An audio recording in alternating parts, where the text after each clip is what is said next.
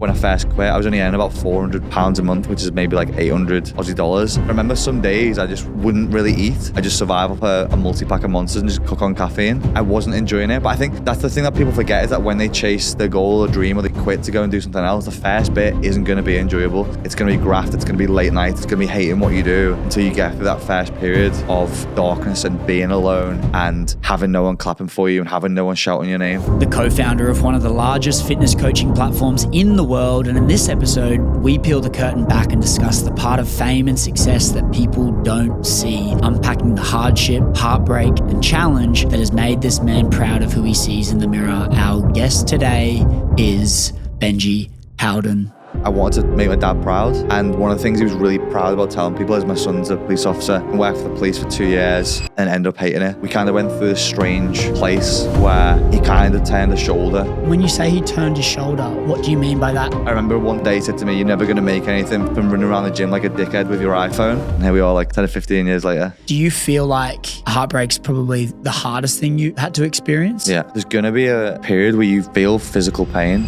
I think it's a big thing that not a lot of people talk about is grieving somebody who's still alive is such a difficult thing to do. Is it even harder given how public the relationship was? I want to be able to get to a point where I could say I'm glad it happened. How far on that journey would you say you are?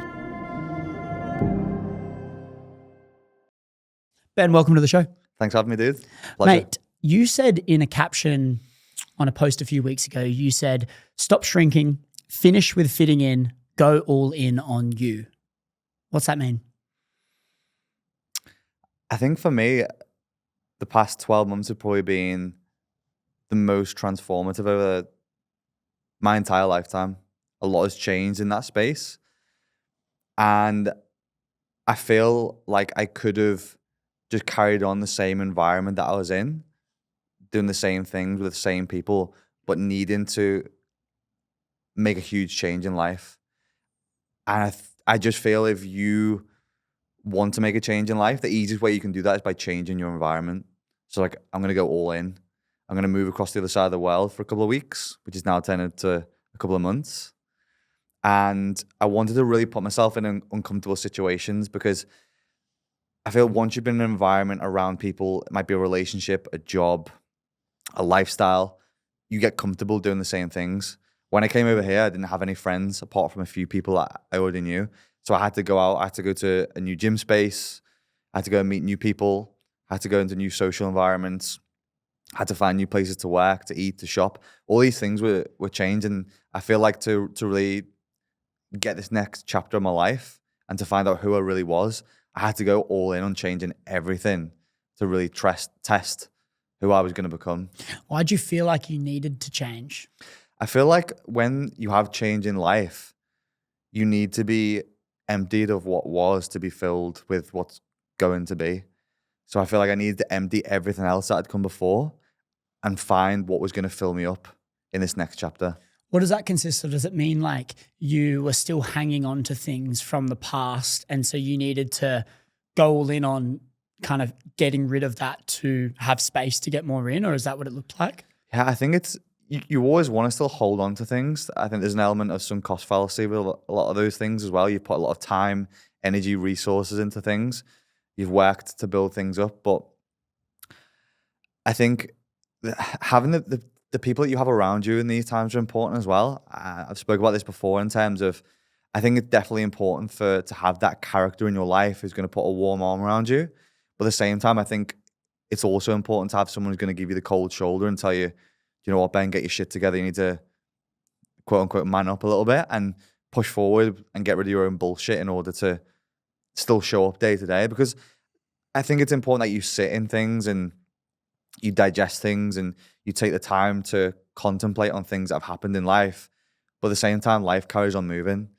You've got to be willing to still show up and spend the energy and where your goals are and where they're going to move. So for me, the guy who's with me in Australia at the moment is probably the catalyst of the guy who's like, stop being a bitch, Ben. And I think sometimes you need that. You need that Goggins voice sometimes to tell you, do you know what? You need to get your shit together. You need to get out into the world. You need to carry on. Who's that guy and what was he doing for you? Yeah, Hunter McIntyre. So a lot of people will see Hunter on my socials and his socials and show up to High Rocks races and he's this bash jock kind of guy. But during that period of my life that I've just been through, which has been difficult since the breakup, he FaceTimed me every single day for 3 months just to check in. There's no agenda. He wasn't getting anything from it. He just FaceTimed me every day, see how I was. And that small thing made such a difference to the way I felt because somebody cared. And there's people that I've known for way longer periods of time. There's people who are closer to me. It was a dude who was on the other side of the world who just FaceTimed me every single day just to check in. And that just made such a difference. What do you think, like, what's the difference? Is it more so just having that one person that you know cares about you? Is that the thing? Because if you didn't have that, you would have felt quite isolated. I think it's easy to isolate yourself and then feel lonely. And nobody really wants to feel loneliness. We spoke about this before in terms of it's not a choice. Because they just have conversation with somebody, especially somebody who wants the best for you. He wasn't just calling me to see how I was. He wanted me to expand my horizons. He wanted me to get back up out the dust and carry on. He wanted that Rocky scene moment where you're going to come back and be better than you were before. So he was the individual who really kind of set that alight for me and carried on pushing through and show up and train and get back into business and dust myself off and really try and find myself again. So I needed that character in my life. What did that teach you about his character? Did it teach you anything about Hunter himself and that you respect? I think you can find light in the most unexpected places. If you see someone like that, the hard exterior, he's a proper man. If you were to sum up what a man is, Hunter's a man. He's that alpha male. He doesn't take any shit. He's a bit of a Conor McGregor type character in High Rocks. So I think it's sometimes even nicer when it comes from places like that because it's unexpected. Because I respect him so much as well in life, I take a lot of what he says to heart and I really try and listen to it and action it because he's been through a lot of things himself. Mm. So do you feel like that catalyst for change for you where, as you said, they're going all in on you, before you did that, was it a realization that you weren't going in on you enough? You were maybe pleasing other people too much before pleasing yourself? Or what was the realization that made you decide to go, okay, I need to go all in on me? I was comfortable. Way too comfortable. I got into a rhythm with life where I was doing the same thing every day. Business was good. Friendships were good. Training was good. I'd done things where I'd set myself this materialistic ceiling to things that I wanted to accomplish and things that I wanted to buy. The house, the car, the lifestyle, all those things were there. And there's one day I was on Zwift, it's like a cycling platform that you do training on. I was sitting in my home gym, just looking out from the garage. I could see my car, I could see the house. And I still felt unhappy and unfulfilled, even though I'd achieved all the materialistic things that I thought I wanted to achieve.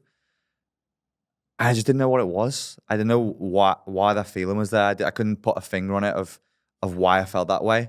But there was like something deep inside that I just couldn't put a finger on.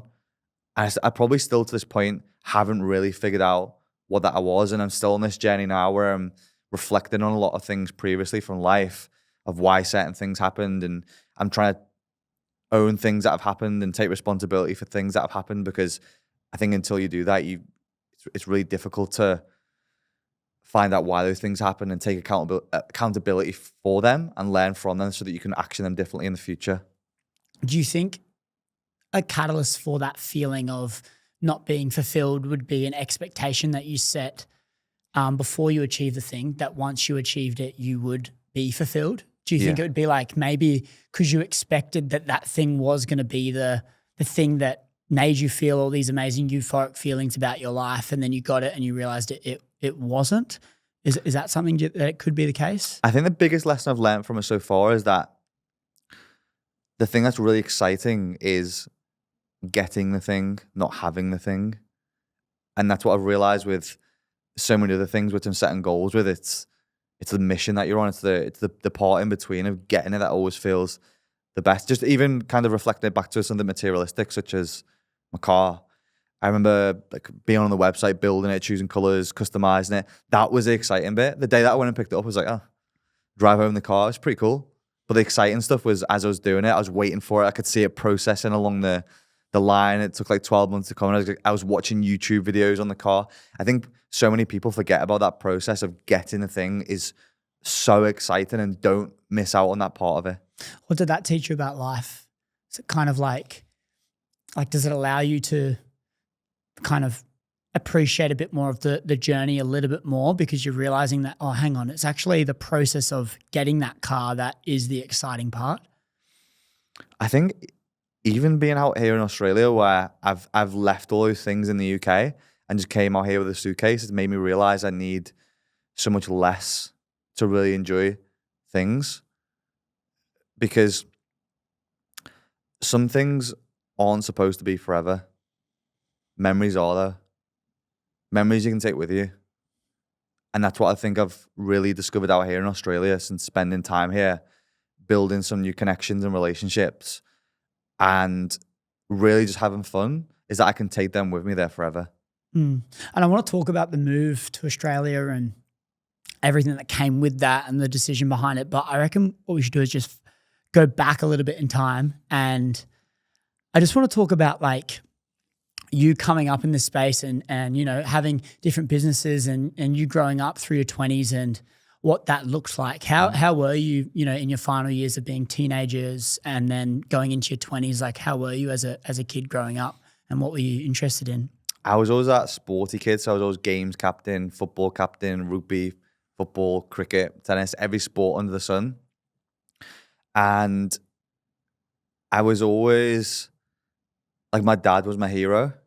And he was the guy like took me to football, sports, everything that I played. But then we got into a bit of a strange place when I came into that late teen years. They were probably the most impactful of my life because everybody looks up to their dad and wants to have a father figure in life. But when I quit playing football, we kind of went through this strange place where he kind of turned a shoulder on me. And I was like, this feels strange. Something that I've not experienced before from hanging out with him a lot and always getting on with him. And he was probably the person I respected most in life because of his work ethic.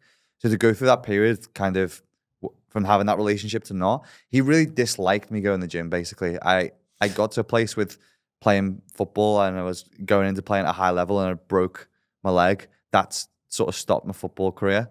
And that's what got me into fitness. I don't know whether it's because he just disliked the fact that I stopped playing football or there was this psychological element to things where because I was becoming a bigger bloke, that intimidation factor comes in at home. That kind of plays a bit of an impact. There's a bit of a change in dynamic of who the alpha male is in the home. I think there's, you know, I went to university just after that as well and studied psychology at university as well. So there's certain things that surround that. There's definitely input and it's can have a lot of real life presence in as well. So when you say he turned his shoulder, what do you mean by that? Like he just stopped supporting you or? To the point where I was still financially dependent on my parents. So he would like stop to this point. He would stop like buying food which had like high protein in. Would stop buying my protein. He cancelled my gym. He cancelled my gym membership when we went in. I was in college, but we still had these parents' evenings, even as later teens. I remember going into the parents' evening for PE and sports studies. And my sports teacher was like, I've never seen anyone as strong as Ben as like a teenager. Like he's full stack in the shoulder press. I could just see my dad's face like grimacing as my sports teacher was saying this because he was so into me playing football and not this whole hypertrophy bodybuilding sort of thing. But my sports teachers were really big on it. And that was a big turning point in our relationship and where he started cancelling things and made it just put a lot of hurdles in the way of me really going after that athletic endeavor. I think I remember one day he said to me, "You're never going to make anything from running around the gym like a dickhead with your iPhone."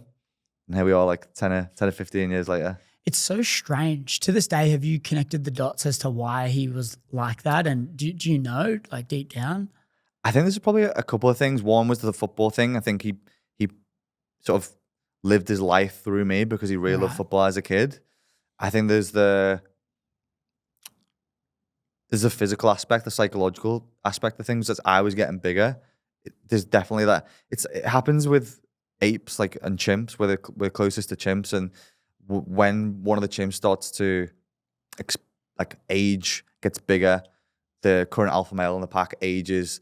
There's sort of a power dynamic there that people start to understand and reflect on, and at one point, one of the chimps will then challenge the alpha. So there's definitely an element of that in the relationship. And then there's almost an element of bullying in there as well. My dad tried to put me down a little bit with this whole gym stuff. He just didn't really like it. I think I never hold it against him because I think he just didn't understand it. I think I saw the value that was coming up. We are kind of like the first people in that space where we could start to make a career from our fitness journey because we had this thing that we hold around in our pocket that's really powerful, our phone. And I think our parents' generation just never would have fully understood the scope in which and how that could be so helpful. Do you ever think, or do you know if it affects you to this day? Because you literally mentioned before that he was your hero until one day things just changed and then it never was the same from there. Do you think it plays a role? Because I feel like, how fortunate are we to take control of our health? We have the opportunity in this world to prioritize our health. And one of the things that I do to prioritize my health is I use this thing that is on my wrist called a Whoop. It's a game changer and it's my best friend when it comes to achieving my health and fitness goals. There's a couple of things that I like to use with the Whoop. So I'm not bombarding you with all of the benefits that this thing on my wrist does, but I like to track my sleep and, more importantly, my restorative sleep, my deep and REM sleep. I change different things in my modalities and my routines to improve those numbers, ultimately resulting in me feeling better throughout my days. If you guys want to take control of your health and fitness, you can go to join.whoop.com/Chris, and I will give you a free Whoop and a band for 1 month. So you can try out Whoop completely free. And if you do not love it, you can send it back, no dramas, risk free. So go to the link in the description of the show notes below or go to join.whoop.com/Chris, and I'm going to give you a free month subscription and a Whoop band completely free. Let's get right back to this episode. Most men are trying to make their dads proud, and that's such a big driver for most men. And to have something like that, be an experience in your life, does it affect you to this day, would you say? It's almost been an unspoken period of life. I've briefly spoke to my mum about it, and she remembers it as well because my mum would defend me a lot of times as well. And I've not openly spoke about it too much because I don't also want to tarnish my dad's name. He was going through a really difficult point in life as well. He was supporting the whole family. I've come from a family who've never had huge wealth, so he supported the family on his own single wage. He was going through a lot of stress at the time. He went through a period of time where he was really, really ill in that as well. So I think there was a lot of things that he had going on. I know also that he had a relationship with his dad, which was kind of unsettling at times as well. So maybe that's kind of played part in it. But there's definitely an element of that era where guys won't fully speak or talk about it. Yeah. And so you went off to college or university or whatever, and you studied psychology is what you were saying. And was this something that you were interested in growing up, or was it just kind of a last minute thing that you decided to do? And did you just study psychology? Did you finish the degree, or what did that look like? I, as a kid, always wanted to be in the police. It was either police or football. So once I had the broken leg, I really got into psychology and criminology. So I went to university, did psychology, criminology. I did a 3-year degree, finished that, and then I did something else in the UK, which is called a CKP, which is a certificate in knowledge of policing, because my goal was to join the police and hopefully get on the fast track scheme, which would take you from a police constable to an inspector in 3 years. So I did the degree, finished that, went and worked for the police for 2 years, and ended up hating it. I just thought to myself, I can't see myself doing this for another 30 years. Didn't like the shift work. Really didn't like the people that I was working with. Had a lot of anxiety just from the type of work that I was doing. And that was the point in which I really got into the fitness space. So that's kind of how I fell into psychology, criminology. Was it a little bit of an identity crisis when you were working at the police place? You thought, oh, that was my other option aside from football. and then you kind of realize, oh shit, I'm actually really not enjoying this. Did you have a little bit of like a identity crisis or switch in that moment? I think so. I think the only thing I can say about the two jobs is that I always enjoyed helping people, and part of being the police was helping people, part of being in the fitness space was helping people, just in two different ways. But it was a difficult switch and call to make because, again, I wanted to make my dad proud. And one of the things he was really proud about telling people is my son's he works for the police, he's a police officer. My nan was as well. It was no one in my family had been to university. So it was a difficult call to make. And at the time, I think it was family and a lot of other people had said, never make your hobby your career. And so I was always hesitant with that. But I think, again, like fully lean into a space where you really enjoying what you do, as you do, Chris. Like, you got no other choice but to be successful with it. Yeah, it's so funny looking at that journey of like doing something that you love to do. We all want to have a career that we love and we enjoy. But then the polarity between that is people preach don't like work on you just said don't work on your hobbies. You can't make a career out of your hobbies sort of thing. But the only way to enjoy the work in a sense really is by doing something that you love to do. But if you're told from the start to not do it, then you're not really feeling incentivized to actually work towards that goal of having a life that you really want to live. And I was speaking to literally who was sitting in the seat just before as like a big rapper, and like he was crazy when he was making music at the start. Everyone was like, what are you doing, mate? And you're considered a loser. And then you start getting a lot of popularity in the field and all of a sudden you're not a loser. And it's that saying around like you're crazy until you make it. And then when you make it, you're a genius. Yeah. It's like everyone wants the genius title or the life that fulfills you and excites you, but no one wants to go through that period of loneliness that you have to endure to get to that. Because like the period at the start when you have no results, no one supports you, you question what you're doing and all of this, but then it's like the price tag you have to pay for the other one. Yeah. Do you feel like when you were transitioning from that career into fitness, there was a level of loneliness that you were going through in that time? 100%. I think because there was where I was growing up, I guess being an entrepreneur wasn't something that was at that time wasn't a big thing. I lived in a small town, and even a lot of my friends didn't really back me with what I was doing. So I'd just end up spending a lot of late nights in an office that I'd got really cheap rent on. I'd stay in the office till like 11, midnight, 1 a.m., 2 a.m., just on my own, working there, grafting, trying to build up to where I needed to be, because I dropped the career in the police where I was getting quite good money. And I remember, I think I was earning, like when I first quit, I was only earning about £400 a month, which is maybe like 800 Aussie dollars. And the car that I'd got on finance whilst I was in the police was 300, which left me like £100 per month. So I remember some days I just wouldn't really eat. We'd get like sent Monsters and stuff, or I'd go to Home and Bargain and I'd just survive off a multi-pack of Monsters and just cook on caffeine. So it's definitely a period of life where I was like, this is the worst decision I've ever made. And I wasn't enjoying it. But I think that's the thing that people forget, is that when they chase their goal or dream or they quit to go and do something else, the first bit isn't going to be enjoyable. The first bit isn't going to be life balance. The first bit isn't going to be sunshines and rainbows. It's going to be graft. It's going to be late nights. It's going to be hating what you do until you get through that first period of darkness and being alone and having no one clapping for you and having no one shouting your name. There's a period of time you've got to go through that probably not enough people really speak about and people need to be aware of. Yeah. But the funny thing is we look back at those times and they're like great memories. Yeah. Living off Monsters, how cool of a story is that to tell?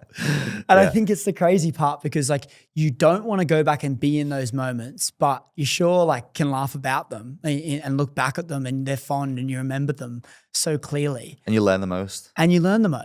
But I think you learn the most is because it's when you're first embarking on a journey that's extremely uncomfortable. And when you're in that uncomfortable phase is where you progress, because you're actually trying to figure out how to make this thing comfortable. Yeah. In a sense. And when you go through that journey, it's just a bit like, yes, it's filled with things where you're questioning what you're doing, and it's filled with all of these uncertain emotions, but also there's a little bit of excitement that comes onto it, because you're kind of enlightened. You're like, oh, we're about to embark on this new thing. It's a bit free. The thought's quite a freeing thought. Would you agree?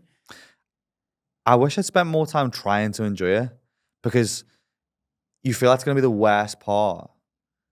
And some of the worst parts I've had with chasing my goals, my career, my business have come when there's been more money involved, because it becomes more stressful. You feel like you're going to work less hours. That doesn't always happen when it's your own business. So the game at the start is just the game of resilience, because if you just never quit, you can never fail. If you just keep on going, there's no way that you can fail. There's going to be things that will happen in it where you'll question your sanity. You can have zero money. You can have no people around you. But if you can just continue to never ever quit, there's like literally you cannot fail. I think that's the lesson I wish more people could be impressed upon, is just that, because you never know, like, at what point, say we've got this timeline across where the business is, this is where you're currently up to in this hardship, and here's where you're going to succeed and start seeing that scale of growth and change. You could quit like 3 months before that happens, or a day before that happens. So I think just carry on, no matter how much hate you get for it, or where you think you're up to, or unhappiness that you've attached to it. Obviously, there's going to be a point of where people will talk about sunk cost fallacy. But if you really believe in it and you think you can be happy doing it, I don't think you should quit it. I think the key word there is believe you're going to be happy doing it, because like if you're going through a challenging time, but you don't see yourself enjoying the life on the other side of the dark tunnel, then like what's the point of continuing it? Yeah. I think the best entrepreneurs can identify opportunity quick, but they can also fail fast. Yeah. And I think when you say if you don't quit, you can't fail, like you're guaranteed to win. It's not quitting the journey of entrepreneurship or business and life. It's like you can have minor failures along the way. They're all just lessons that sharpen the sword and allow you to be able to succeed easier in the future. But if you just don't quit the overarching journey, it's like, all right, this one failed. Let's try something new. And being willing to step away from something and maybe fail from one business is actually a hard thing that a lot of people need to overcome, because sometimes they're in something and it actually isn't going to work. And like they're climbing the wrong ladder. And so realizing that quitting one thing isn't failing the journey of life, but I think being able to get back up from that and try something new is when you consider not quitting. Because if you land on your ass and then you don't get back up and you go work something that you hate or whatever it is, you steer away from the path you truly want to do, that's when you're considered quitting in a sense. Well, you mentioned happiness then. What does happiness look like to you? Well, I just don't believe in happiness, because there's no happy without sad. And so having expectations on happiness is basically asking for more sad, because when the reality doesn't meet your expectation, which most of the time it doesn't, you're guaranteed to be disappointed, and no one wants to feel disappointed. And so for me, I think it's a combination of a few things of peace, joy, and fulfillment. And I just think if we can strive towards these things in our life, a byproduct of that will be happiness. But if we have expectation on happiness, I truly believe it's going to be very hard to be happy. What do you think about happiness? The best quote I ever heard, which always sticks with me, and I try and remember whenever I'm thinking about chasing happiness, or I hear people saying, I just want to be happy, is enjoying the passage of time. What do you mean? So whilst we're on this planet, we've got a finite amount of time. I think if you can be doing something where you enjoy the passage of that time, because it's going to go by whether you're happy or you're sad, that for me is happiness. If I can find something where, I'm not saying I'm going to be ecstatic all the time, but if I can enjoy the time that is passing day to day, find something in terms of my job, career, relationship, friends that help me enjoy the passage of that time, for me, that is a happy life. So from a mindset standpoint, then how do we action that? Because if someone listening to this and goes, oh yeah, sweet, well, let's just enjoy the passage of time and enjoy it. Like, what are the steps towards being able to do that? Because for me, I look at it and go, there's so many pillars. Removing expectations, one of the things that I've found allowed me to be a lot more happy because I'm less disappointed. But is there any other things that you've done from a mindset standpoint to help you kind of overall have a happier outlook on life? Yeah. There's obviously those big things which are huge pillars, such as expectations, relationships, careers. They're big things that you've got to shake the house a little bit to implement change within those. But the simplest thing that I ever learned, I did an interview with Mo Gaudet, who is the old CBO of Google.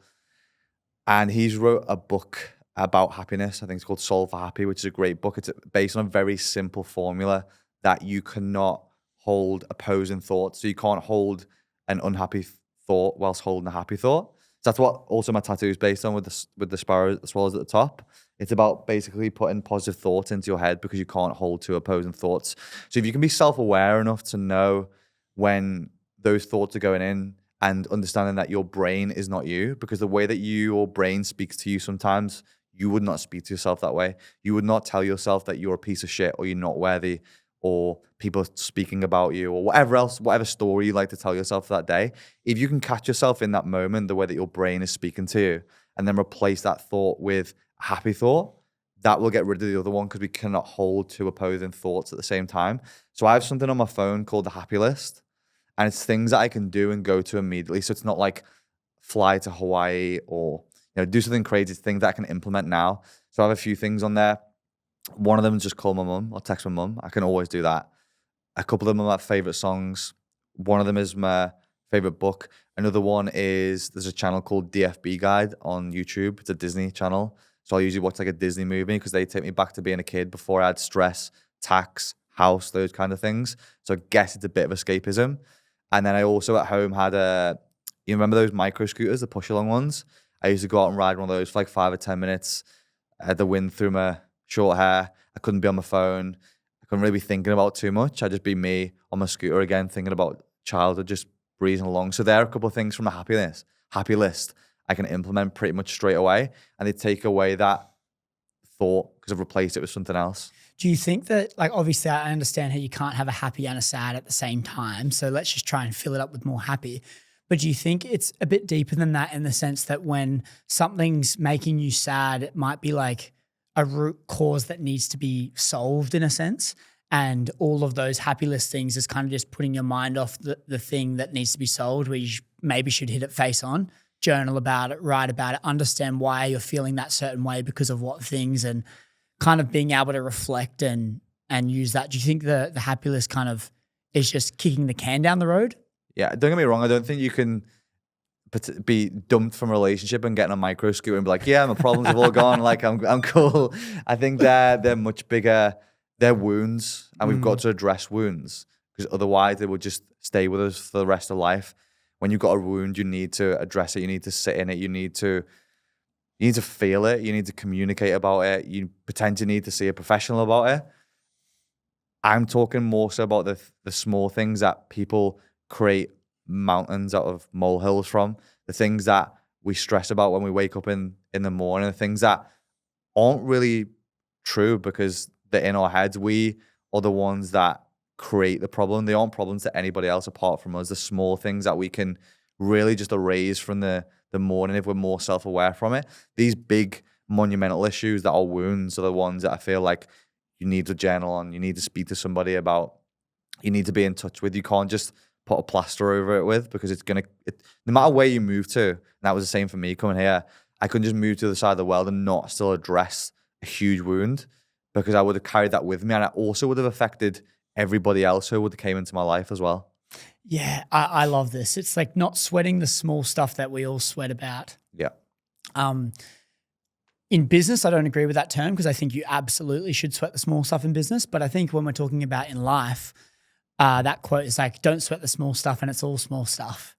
It's like we complain and build up all of these things in our life and make them out to be mountains when they're only just tiny little things we have to step over.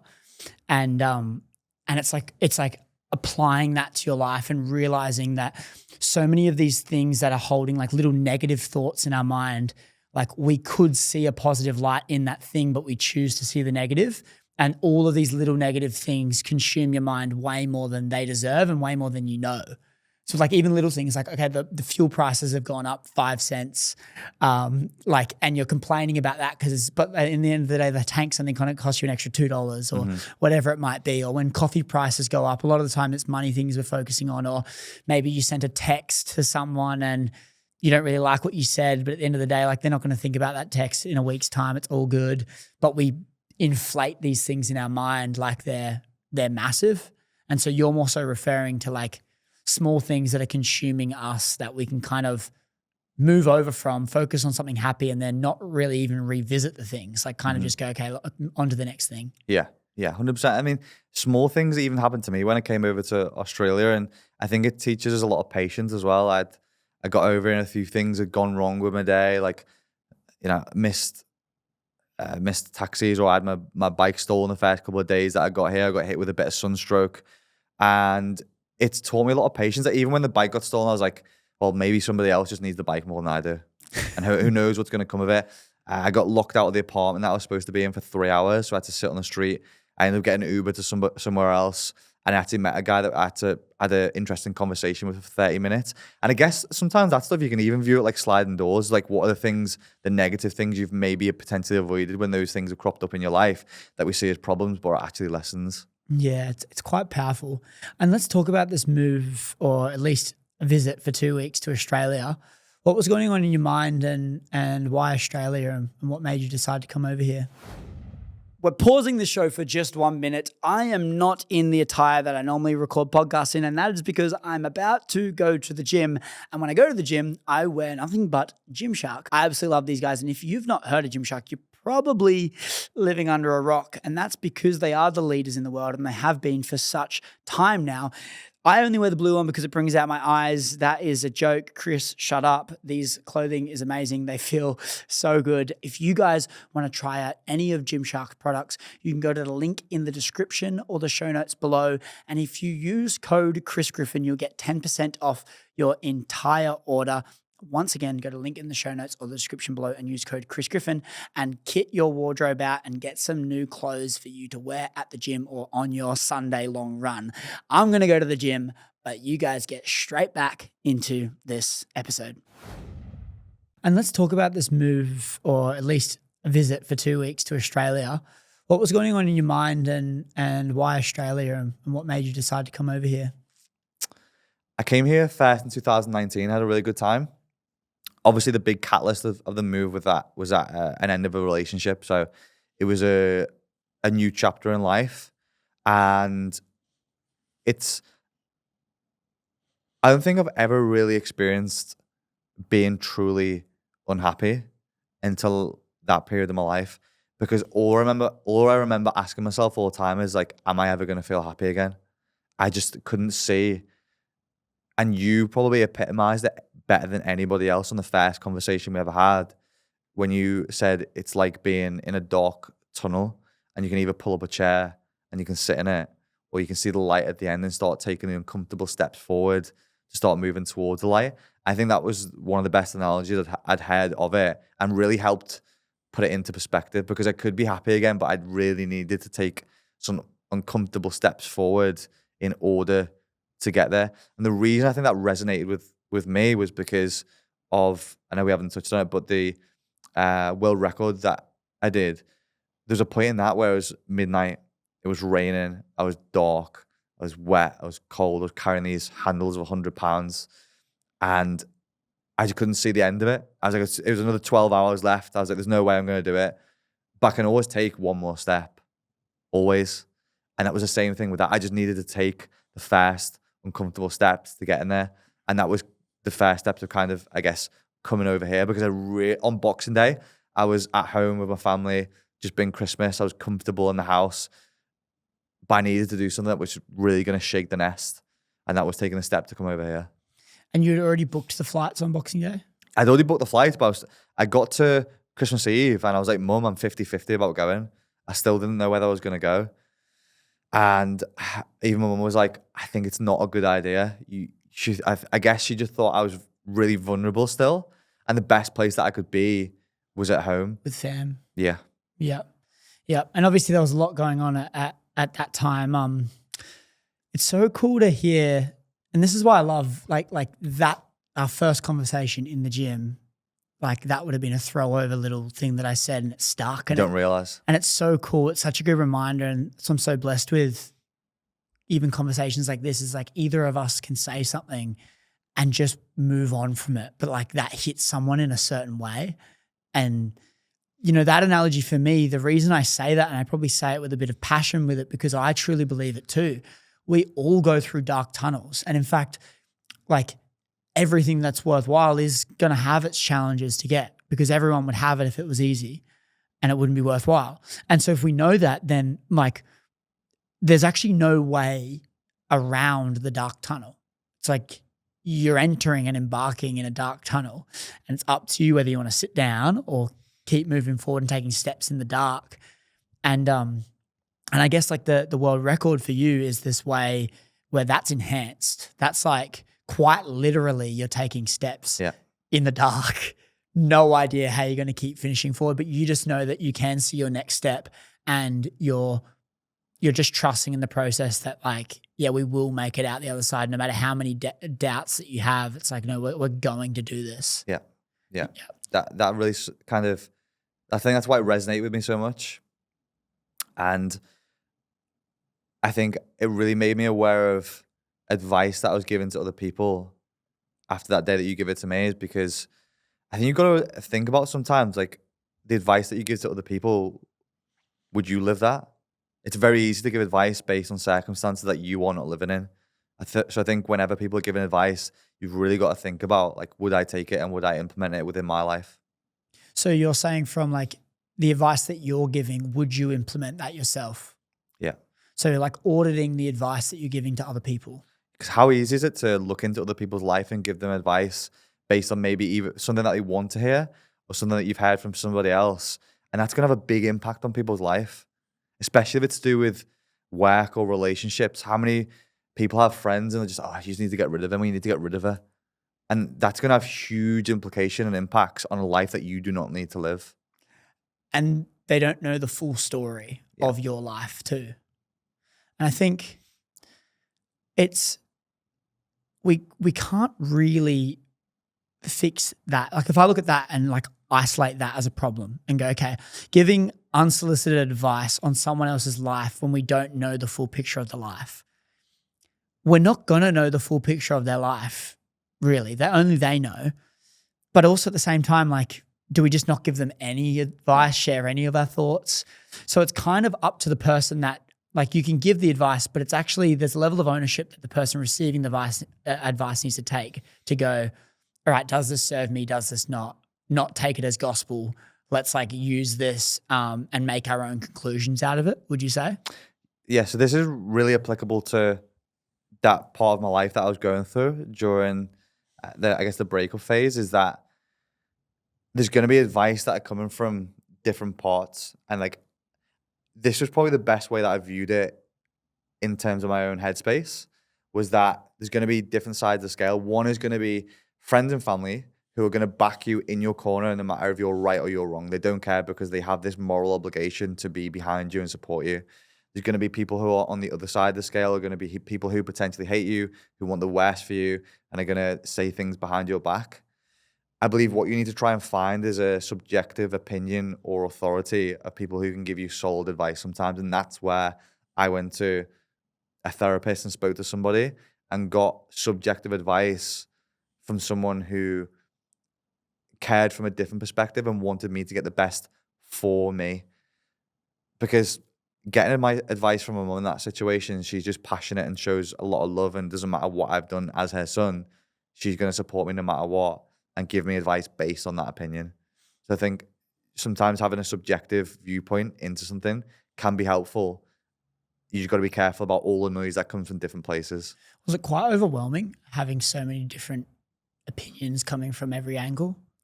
I think it's tiring, because you can maybe think, oh, I'm good. I'm locked in. This is a decision or opinion that I'm going to make.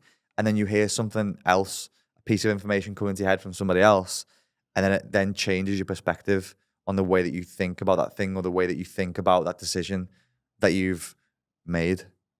Does it make you want to just hide and not speak to anyone because you're speaking to so many people and they're giving you all different things? Obviously, it's quite a low time, right? And so the difficult thing is that is a low time. So you want to speak to more people because you do not want to feel alone, or you do not want to feel lonely. But then at the same time, the only thing you end up speaking about is that one thing, and it can become tiring. which is why I think if you're going through that position in your life with a relationship or a breakup or whatever it may be, of a low point or an impact that has caused a lot of change in your life, although it's not always financially viable for everybody, I can't sort of impress upon people the impact that a good therapist and journaling can really have on your life. It doesn't matter like if you think it's hippy dippy bullshit, because I probably did at one point, but it's had such a profound impact on my life that I would definitely also do it in the future as something to be proactive rather than reactive with as well. And was a big challenge in that time as well, going through that breakup, was that it was quite out of the blue for you? Yeah, I think nobody ever plans to get in a relationship for it to end. You believe it's going to be a forever thing. And I think when it's not, you go through certain stages of grief. I think it's a big thing that not a lot of people talk about, is grieving somebody who's still alive is such a difficult thing to do. In what way? Because I've lost people in my life, family who have passed away, and you think about them all the time, but you can't reach out to them. You can obviously send prayers, or you can think about them, or you can put things out into the universe, whatever way you try and communicate with people who have died. But you can always physically contact someone. You can always, especially now, like what would happen in your mum and dad's era if somebody split up, you probably wouldn't really hear from them or see them. Now, in a world where we're more connected than ever, you could always, pretty much if you want to, see what that person is doing, which makes it so difficult because, I mean, they talk about the rule, I don't know if it's 7 hours or what it may be, in terms of, or weeks, in terms of the going silent or not speaking to them or not seeing somebody in order to truly break that connection. And if you're seeing someone, whether it's physically face to face or digitally, it still feels the same to the brain. So you constantly feel like you're being pulled back in by seeing that person, which is why it's so difficult, and why I think that grief is so much more enhanced, because it's something that's put in front of you all the time. You imagine if somebody had just died and you're constantly seeing photos and images and videos of them, it's going to feel a lot more intense for a lot longer period of time. Was it even harder, or is it even harder given how public the relationship was? Yeah, I think because you always get people who are wanting to know things and ask questions and form opinions or make things up, that's always difficult. And there's always a period of blame in situations. And I think if you can really get past that and just take full responsibility for things, which is a period I was able to get to, and we spoke briefly before the podcast started about the way that you see people and talk about people, because there's going to be this real short period of time during this like a red zone of where you're broken up, where there's maybe a lot of hostility and a lot of things that can be flying around depending on how the breakup is. But you've spent a large period of time with this individual for a reason. So try not to forget about that. That's what I really tried to do, I guess, a couple of weeks afterwards, was think about there's been a reason why I spent this time with somebody, and there's things that I've learned from that relationship that I never would have learned without it. And I'm massively grateful for those things. So I think having moments of reflection and gratitude for things that have happened in the relationship rather than moments of fury because of the way something's ended can be really helpful. Yeah, just trying to reduce the amount of animosity and negativity towards each other. And taking ownership is probably a massive pillar that allows that too, because then you're not blaming. It's kind of like a win-win. If you can get to a state where you're taking ownership, you don't have the animosity, negativity, you can look at them in a high regard, and you can also grow as a person because you're taking ownership, you're seeking answers, you're growing lessons. The thing you said there was like quite powerful too, is looking at the benefits of it happening.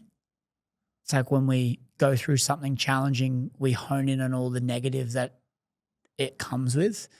But when we can actually look for the good in anything that's happened, because you can find good in anything, you just need to look for it. You can like have a bit more peace of the whole scenario because you're realizing that it's not all bad. Yeah. The thing I said to one of my friends when I came out here was that I wanted to be able to get to a point where I could say, I'm glad that happened. I'm glad it happened. How far on that journey would you say you are?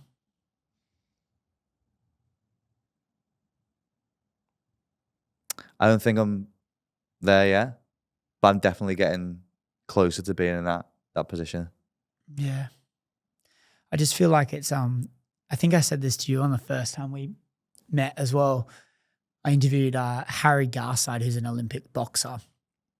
And he was like, still to this day, he's like, I've had family issues. I've been beaten up. I've been in hospital. I've had massive injuries and sicknesses and lost friends. People have died. And he's like, and still to this day, heartbreak's the most painful thing a man can go through. He's like, to have someone so close to you and so intertwined with you and then lose it, it's like sucks. Quite frankly, it sucks. Do you feel like heartbreak's probably the hardest thing you've had to experience? Yeah. I think if you've not been through it, or if you are going through it at the moment, there's going to be a period where you feel physical pain. I remember going through hours where my heart rate was jacked up to 160, 170 beats per minute, where I was just sat in a chair. So that stress response that goes through your body with your heart rate being that high, it causes physical pain, it causes fatigue, it causes you to feel drained, it causes your appetite to drop. There's these physical responses that come from the body during heartbreak that people sometimes aren't aware of, especially if it's something where you've been connected with somebody on a deep, deep level. There's going to be, when it ends, a real feeling that is undescribable, that people have never felt before, and you don't know what to do about it, because it doesn't matter what you do or what you take, you can't get rid of it. Yeah. And that's probably why people probably resort to things that help numb that, because of how severe the pain is. The thing you said before was grieving someone that's still alive. That's the interesting thing, is like when you break up, you're not grieving what has happened, you're grieving what could have happened. Yeah. Like the life you have together, all the plans you had, all the hopes you had for the future. You're grieving what you had planned but didn't come to life. Yeah. And not all, like all of the future things, which is funny because we're grieving all the things that haven't happened yet. Like you grieve a lot of the past stuff, but for the most part, you're like grieving the future now. You're like, what now? And you have this period where you're a bit like stuck, you know? I think you can have periods like that, which is the only thing that can keep you in a relationship sometimes. If you're going through a rocky period or a stale period, you'll be thinking about, what does this person bring me, or what is the potential that this person can bring me in the future? And that can be a reason for you to stay or not to stay, which I think can be difficult, because then you're just living in this period of your life, which is really stale. But on that one thing I just wanted to reflect on is that probably the best piece of advice that I got whilst I was in that period, in that headspace, is, how do you want to remember yourself in a year's time and how you reacted during this period? Dude, that hit me like a ton of bricks. Because just thinking about myself in a year's time, and whenever I was making decisions or making comments or speaking to people, how did I want to remember myself in a year's time from here was so powerful. Because the way that I responded to that was with honesty, integrity, and no regrets. So whenever I was making a decision or was saying something, I want to think, right, in a year's time, am I going to regret saying this? I think if you can be self-aware of just that one saying, it really helps during the moment, at that period of time. Yeah, because you're, a lot of the time we're acting on emotion in the moment. And if you're using that lens, you're zooming out 12 months. Yeah. And what that's doing is then going, it's removing the emotion from it, being like, oh, come on now. Yeah. No, I don't want to live in regret. Doing that is precisely going to make me regret something. Yeah. So I don't want to do it. I made decisions where I was like, what a dick. Why have I said or done that? And if I could have remembered just that one simple saying, I maybe wouldn't have done it. Because of course you're gonna get stuff wrong. You're gonna act on emotions. You're gonna do stupid shit. That's part of being a human being and feeling emotion. But I think the more that you can limit that, the better. How much has moving to Australia helped that grieving process, if any? Hey, it is Monday morning, and you know what that means. It means I just received my Papa Macros delivery for the week, and Papa Macros has been an absolute game changer, and let me tell you why.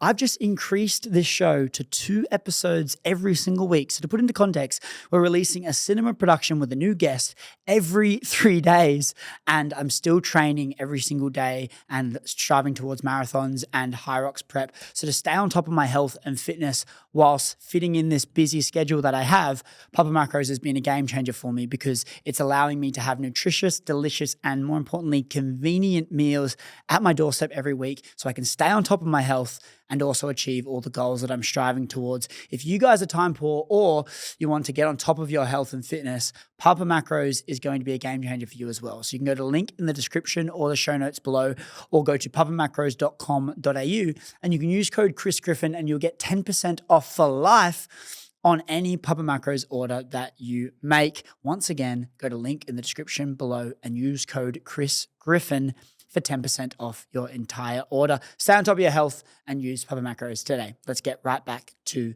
the show. How much has moving to Australia helped that grieving process, if any? When I first got here, I felt really out of the comfort zone. It was difficult because being on a different time frame as well. It wasn't like I could just speak to friends and family all the time in the UK.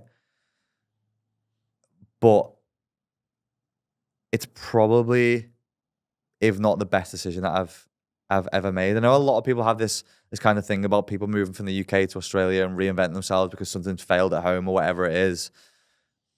But there's just been lessons over here I would have never learned from just being in the same two lanes that I was in the UK.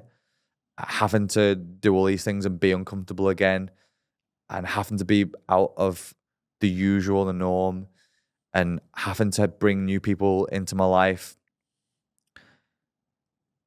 I wish I could have been the person that I am now to my ex-partner and during that space, because I've become more of a man than I've ever been just due to this 5-month period.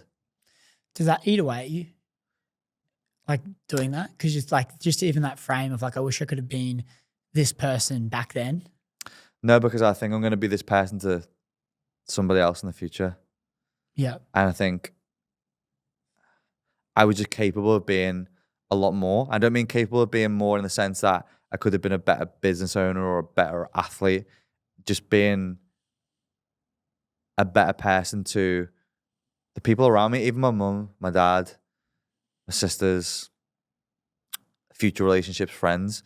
It's made me a better brother, uncle, son than I ever could have been before. See, the thing is that's crazy about that is the catalyst for that change was such a low time. And so, like, if that's our pattern, we know that the low time is the most life-changing time. And so being able to go through that and realize that that's our pattern, when we look at and we analyze all of our life and we look at all of the times in the past, all of the most lowest ones were the most life-changing, just like you just said in this moment. And it's only the beginning of the change. Like it was the catalyst, and it's only been however many months, but like the change is still yet to come. And I think there's a level of empowerment that comes with that thought, because you go, oh shit, like, yeah, it sucks. Yeah, I sometimes have regrets. Yeah, I think about things that I wish didn't happen. And yeah, I would want to get back into some comfort straight away. But at the same time, I'm a way better person. The character I've built over this past little bit of challenge is one that I'm truly becoming proud of. That's exciting. And then I think it's a cool thing to look at whenever we're in a challenge, because if that's our pattern, we know we're going to make it out the other side of that tunnel. And we've decided to take those steps in the dark to get there, I guess. Mm-hmm. Yeah. I mean, you sometimes just need to be, I guess it's cliche, just reborn into something different. We never view it like that when we're in hardship and pain, because what's the thing we want immediately? Like we want it to change. It's really difficult to feel again or understand what it feels like to be warm when you're cold, and you want to be away from that cold as quick as possible. I think it's the same when you're in that uncomfortable position. But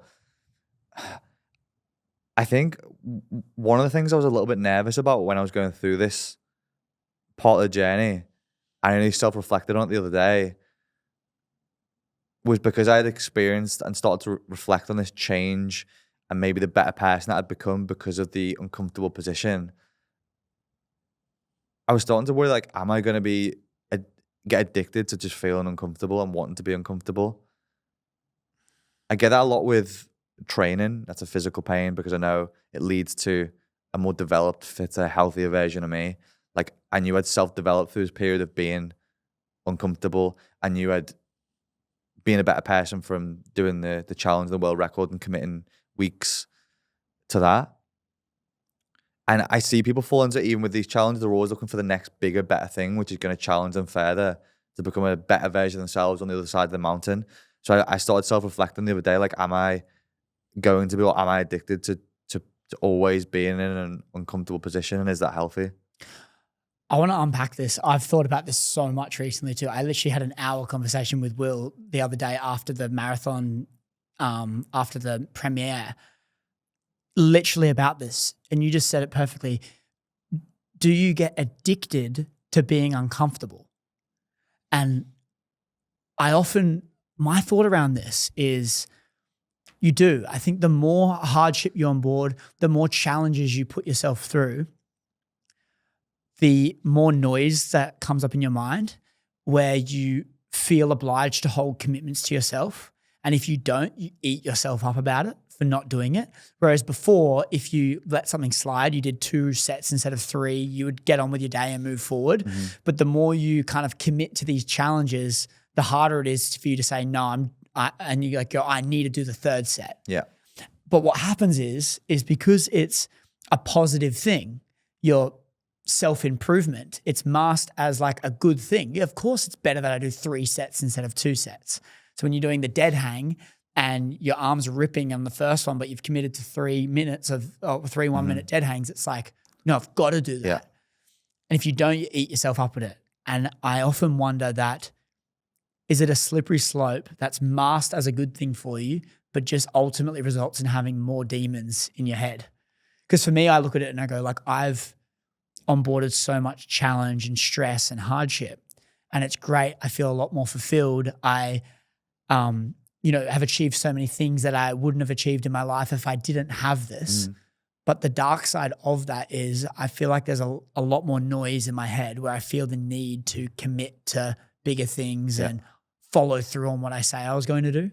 I guess it's like, where do you find your self-worth? If your self-worth is solely attached to completing or winning these challenges, it's a difficult place to be, because how do you find validation at any other point in your life? And especially when you're one of those individuals who's committing to these big challenges, you're probably halfway up one mountain and you're trying to look for the peak of the next one. And it's that whole golden carrot. You're always chasing it but never catching it. I know so many people who do this as well, and I don't know what the substitute for those kind of things are, but it's definitely a slippery slope. And the one thing I think we will definitely struggle with, and a lot of people struggle with, is how do you find the balance of being content and always wanting to be self-developing? Yeah, being content's an interesting thing, especially when you're so driven, because what I think it comes down to is when your happiness is tied to progression. So when your happiness is tied to progression, it's a very slippery slope. And Toby Pierce taught me this, a business leader here, when I had him on my show probably 6 months ago now. I said that a common thing that I find is my happiness is tied to progression. So when I'm progressing in something, whether it's relationships, business, health, I enjoy doing the thing more. Yeah. And he said, look, like the problem with that is as you progress more in any field, the less you can progress in that field, because you get better at the thing, meaning like there's less skill that you can obtain. Whereas when you start something new, you can progress so much because you don't know the thing, right? So each block of progression slowly gets smaller over time. But if your happiness is tied to the amount of progress you're making, then you're only going to become less happy the more you get closer to mastery in any field.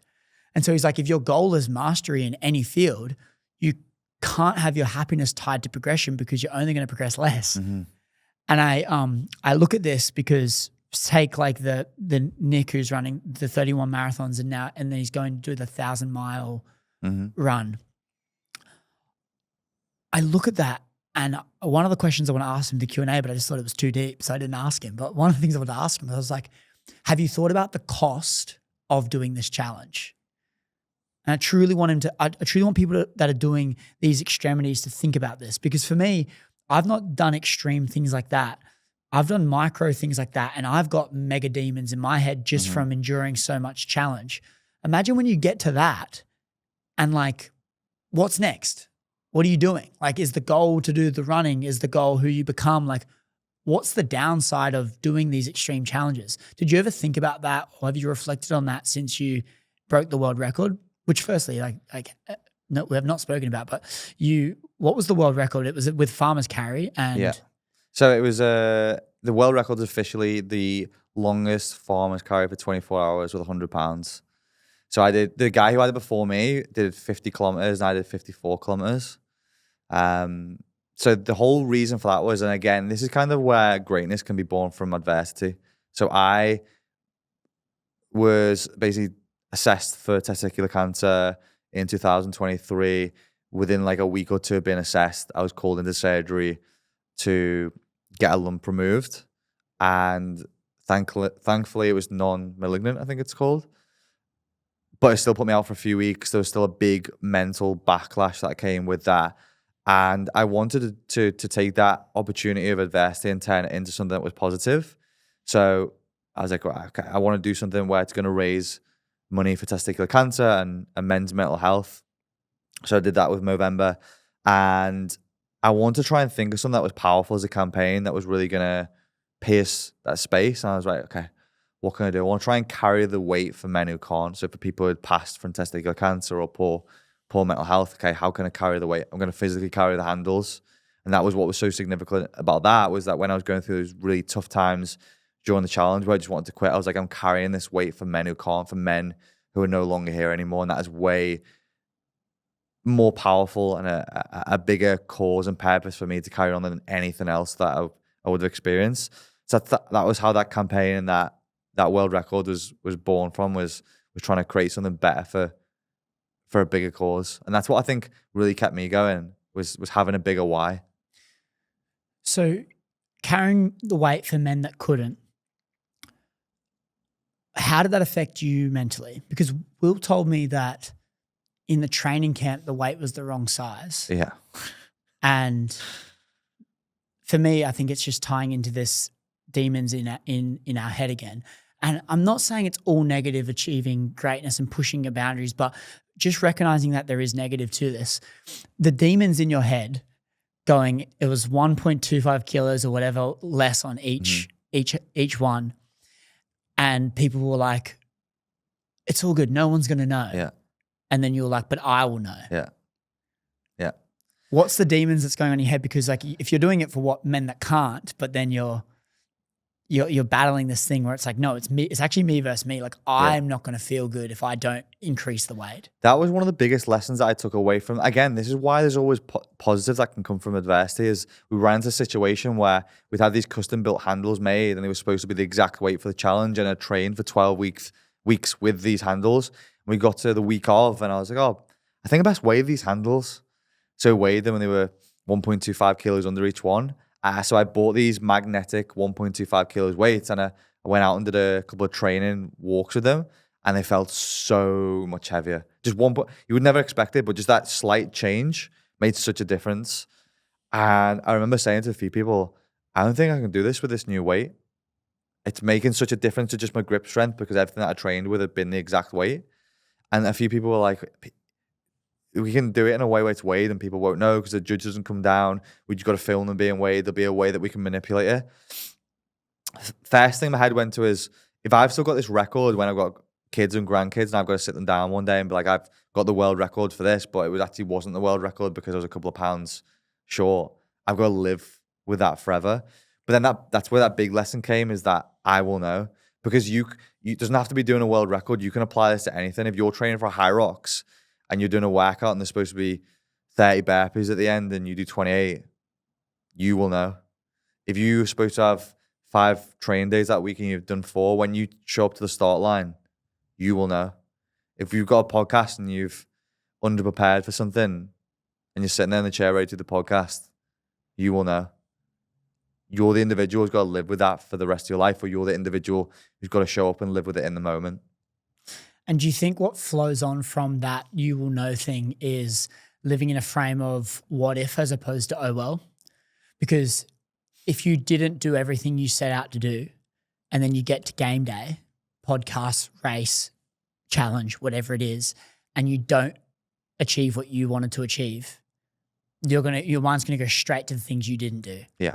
Your mind's gonna go, I did 28 instead of 30. I did 4 instead of 5. And what happens with that is you're thinking in a frame of, what if I did 30 instead of 28? What if I did 5 instead of 4?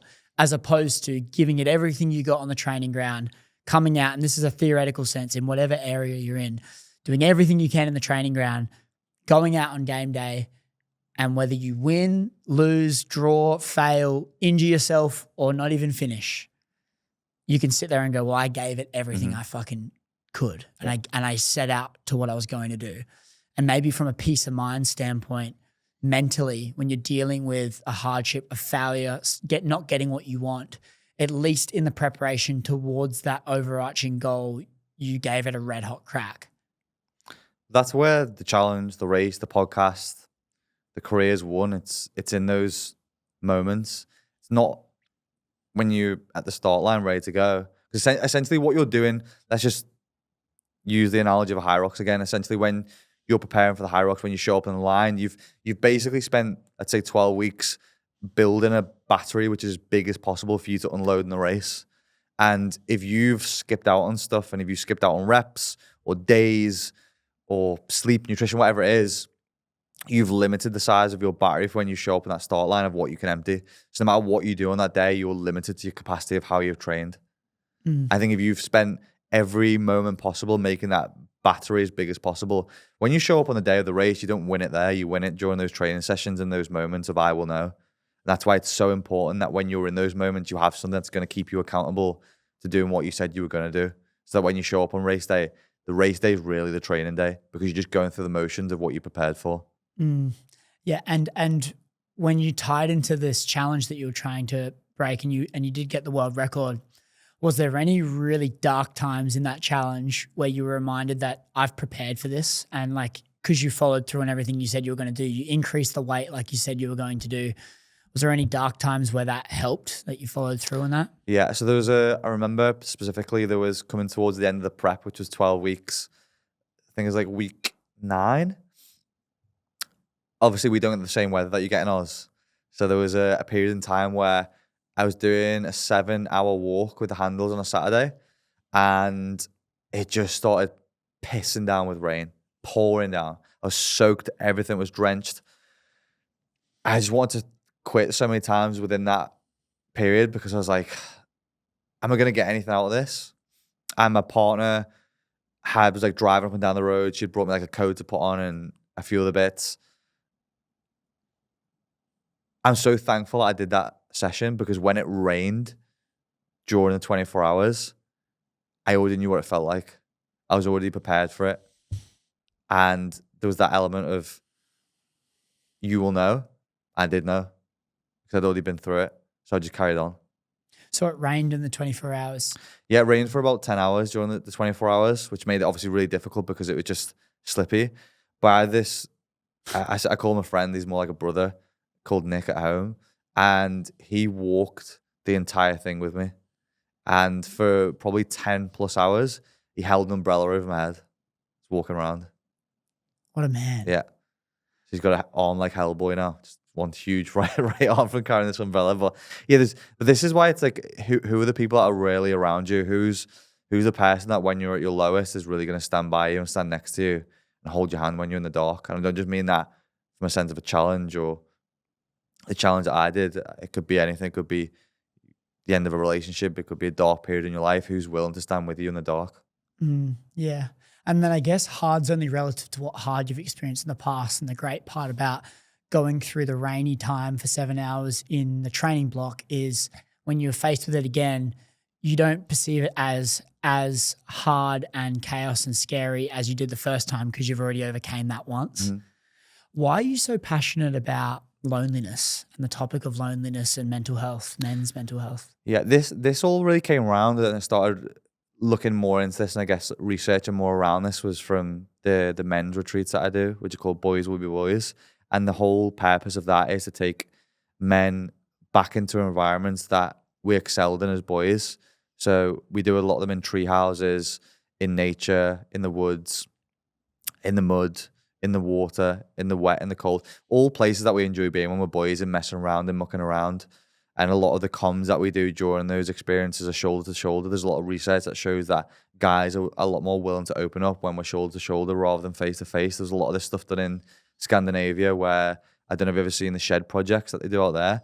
So they put these sheds all over, I think it's Sweden, the purpose for mental health and for men opening up.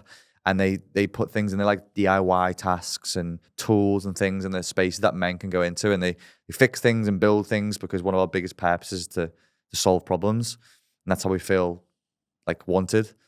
So they set these different places up in Sweden, I think it is. But men would always be shoulder to shoulder, which is where they found the most result in terms of where guys will open up from, which is why it's always really interesting when the conventional way of therapy for guys to sit face to face like we are here, when it's shown not to be as optimal.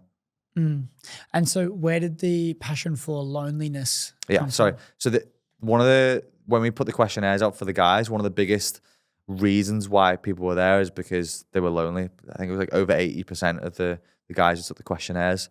And on top of that, 1 in 3 men say that they are lonely and don't have any close friends that they can speak to. So I was looking at some of these statistics and I was like, wow, this is huge. I didn't realize that there was this many guys that actually go through that.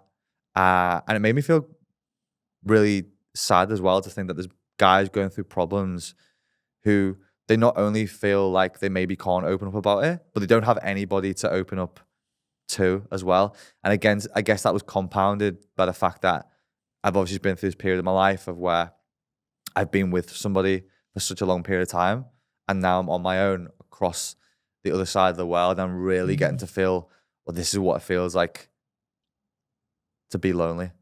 Yeah, and as we said off air, and a lot of people know, but obviously loneliness isn't the absence of people, it's the absence of connection. And so for you, it's going, okay, I've had someone in my life that I'm so connected with, and now I don't have that person in my life. And then on top of that, you're in a new country, different culture, different people look different, accents different, what they wear is different, and you're now trying to fit into that. So tying all of this, like that would naturally result in a bit of an increase in loneliness, would you say? Yeah, 100%. I think we spoke about how the difference between loneliness and being alone, that one's a feeling and one's a state, as in being alone is a state of being, you're choosing to be there, whereas people don't choose to feel loneliness. Kind of dropped in it, and it doesn't matter whether you're around crowds of people. There's probably always somebody you could go up and speak to, say, "You're right, mate," in the street, but it doesn't stop you from being and feeling lonely, which is really interesting as well when we're supposed to be more connected than ever with social media and things like that. So it's an area for me where I'm really delving more into, especially there's a lot of negative effects like that are attached to loneliness. People look at things that are going on in the world like air pollution and gun crime and knife crime. One of the big stats, I think I've got it written down somewhere here just so I didn't forget it, is that it's, in terms of affecting mortality rate, it's affected by 45% or up to 45% when people are going through loneliness due to the way that it affects the brain. So it has huge effects on the brain because a lot of it impacts the way that we deal with problems and issues. So there was a study done where they took a group of participants who were maybe feeling elements of loneliness versus people who weren't, and then showed them negative social situations, and the group that were feeling loneliness and feeling lonely were implicated a lot more than those who weren't. And that comes down to the aspect of negativity bias as well. So we always feel, and we're always on the lookout because our brain's a lot more aware of looking out for negative things when we're lonely versus when we're not, which then has a huge impact on depression and vulnerability and how we feel and how we wake up day to day. So it's a downward spiral in the sense that we have more negative thoughts when we are lonely. But the problem with that is like we're lonely, so we're already in a negative state, and then our negative thoughts reinforce the negative state, and it's kind of this downward spiral that makes it even harder to get out of the hole that we're digging in a sense. Yeah, because we all want to be part of the in-group. We all want to conform to that. And that just comes back to thousands of years of human existence is that if you were cast away by the in-group or the tribe, you would die because you would be on your own. So we always want to be part of a group or part of the in-group due to the fact that we don't want to die. And research shows even up until now that there's a huge change to mortality rate for people who live alone versus not. And that's a big impact on the brain and your social experience, but also the much more day-to-day things. If you're sick or if you're unhealthy or if you've got something going on in terms of mental health, you've got a physical partner there who you've got a confidant to be able to speak to, or a carer who's going to look after you when you're in those situations. Yeah. And do you feel like because you're doing a lot of posts at the moment saying like, I'm in my lonely chapter, is this trying to create awareness for other men that might be going through the same things? Or what's the thought behind creating the content around like voicing your lonely chapter that you're in? I guess it's one, so people have someone to relate to. Since I've posted that kind of content as well, I've had so many more DMs from guys who are willing to open up in the comments because somebody's speaking about it. And then two, these are the kind of guys that I want to try and help within the retreats as well, and find a group of men who they can connect with, especially if they don't have friends in their life at the moment. We're creating these spaces where guys can go and find friends, like, and there's follow-ups afterwards with the WhatsApp groups and the Facebook groups that they're in. Is that I remember the first message that I woke up to on Christmas Day this year wasn't a message of friends. It was the guys in one of the old WhatsApp groups from 6 months ago, and they were wishing each other Merry Christmas. And that was maybe the only friends that they'd had and they still connected with from the retreats that we'd done. So I think for me, it just has a much bigger impact. And that's where I really find my why and find my purpose at the moment, is within those, because the knock-on effect of that is that one of the biggest contributing factors to suicide and men's suicide is for guys who lack purpose or they feel like they are a burden to other people. And they're the two big factors of whether people or guys will or won't commit suicide. It's very cool to have something like that to strive towards. And obviously having been in that challenging time and experiencing other people doing it, it gives you more of a drive to want to help because you know the feeling. Yeah, I think that's, you probably just epitomized the experience that I've been through the last 3 months, is that the real thing I've probably learned is to have, I can not only have sympathy, but I can have empathy for the guys who are coming to those retreats as well. Yeah, it's very cool. We're going to pause this show for just 1 minute to talk about Switch Nutrition, which is a supplement company that have been partnered with me since the very start, and I love them. And I'm going to talk about 2 products I take every single day. One first thing in the morning and one right before I go to sleep. The Hydrate keeps me hydrated and alive, ready to attack the day, because water isn't enough to keep you hydrated. You need all the essential electrolytes like sodium, potassium, magnesium, and this has all of that in there. It also has a lot of nootropics in there to keep me focused and alive. The sleep product helps me wind down, calm the central nervous system, allowing me to get into a more deep, restful, and meaningful sleep so I can then wake up and attack the day's activities at the best of my ability. If you guys want to try out any of these products or any of Switch's amazing products, you can go to the link in the description, and that is my personal collections page with all the products from Switch that I absolutely love. And if you use code Griffin, you will get 15% off your entire order. Or you can go to the link in the description in the show notes below, or go to switchnutrition.com.au and you can use code Griffin for 15% off your entire order. I love these products and I'm sure you guys will too. They also have a money back guarantee, so there's no risk. Give it a try. You will not regret it. Let's get right back to the show. If you're looking at your life now and you know, like assessing all of it, you've obviously been through a lot of change, a lot of hardship, learning a lot about yourself, learning a lot about different passions, things you're striving towards, you're training hard, you're doing a lot of different things, you're in a completely different country. Like with all of that considered, what would you say like one of your biggest challenges would be in life right now? I think the only question that still comes up in my head when I put my head on the pillow at night is, am I a good person? Because I feel like when you do take responsibility and you do reflect on things that you've done in the past, it's very easy to think about yourself in that light. And I think that's probably the question that sits on my mind at night is, am I a good person? I don't know the answer fully to that yet, and it's very easy for me to get those opinions from other people who are around me. But I'm very much trying to live my life at the moment and trying to lean into that and trying to leave places and people in better places than when I first met them. Why do you feel like you question if you're a good person? I think everybody does things in life, whether they like to admit it or not. Everybody makes mistakes. Everybody does things wrong. Some people make what would be known as unforgivable mistakes. I think everybody has them. Everybody has regrets. And when you're in those periods of self-reflecting, you deep dive into the things that you said wrong or did wrong or could have done better. And sometimes it makes you then reflect on your character and who you are. And I think it's very easy to go into spirals with things like that. And especially when you want to become a better person, self-develop, and you're taking responsibility and you're turning that out finger and you're turning it into yourself. Like we were talking about before, with the balance between being content and self-development, it's difficult not to become overcritical sometimes of the position that you're currently in. Yeah, I resonate with that a lot. I feel like most people would that are trying to achieve something great. Yeah.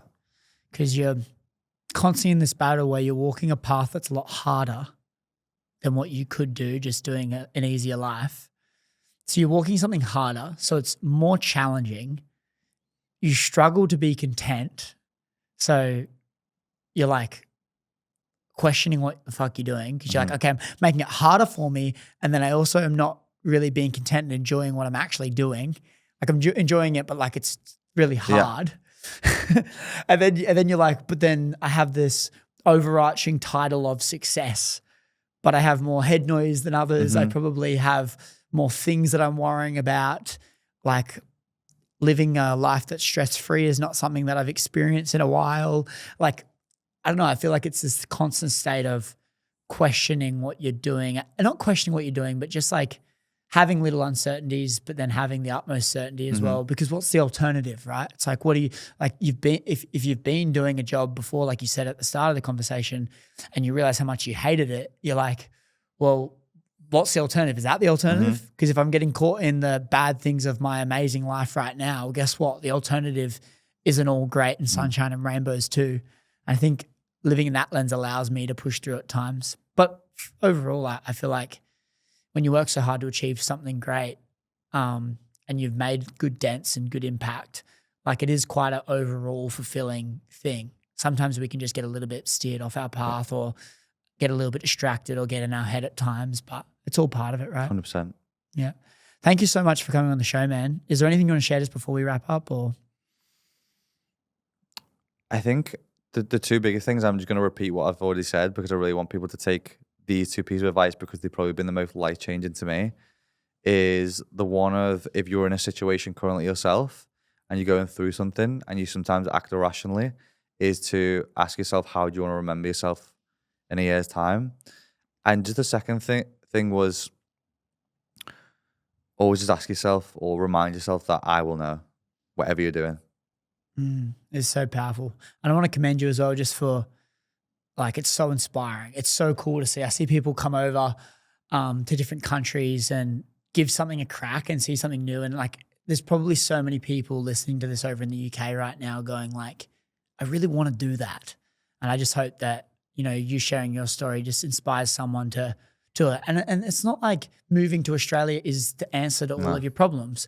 But if it's something on your mind and you want to do it, like, at least give it a go. And I hope it can give people a nudge. I know there's other people I've interviewed from the UK and it's such an inspiration for some other people that want to do that. And I just want to commend you for Thank you, dude. Keep showing up and keep doing your thing. You're inspiring. And I'm so grateful to meet people like you and have people in my life like you, because it really like ticks off, it sparks this little thing in me where I go, okay, there is a little bit more that's possible. And I'm just grateful for you, and thanks for coming on the show. I appreciate it. Thank you very much for having me on, and thank you for the wise words of wisdom that you planted the seeds the first day or the first couple of days I arrived, and the things that I've carried with me for a long time. I'm very grateful for that too. And again, like just hearing that, you know what it's like when you make an impact, you don't really know all the time, but then when you get reminded of it, it's quite a cool feeling. It's an awesome inspiration, but it's very cool. And if you guys have made it to the end of the show, screenshot this and post on your Instagram story and tag Ben and I'll leave Ben's details in the show notes in the description below so you can go and check him out for yourself. Tag us on your Instagram stories to let us know you made it to the end and we can show our appreciation towards you, and leave us a 5-star review on Spotify or Apple because it helps the show grow and it helps us keep getting amazing people just like Ben back on the show so we can keep on growing together. We're going to sign out for this week, but I'll see you next week. See you guys. Come on. How good. Thanks, boss.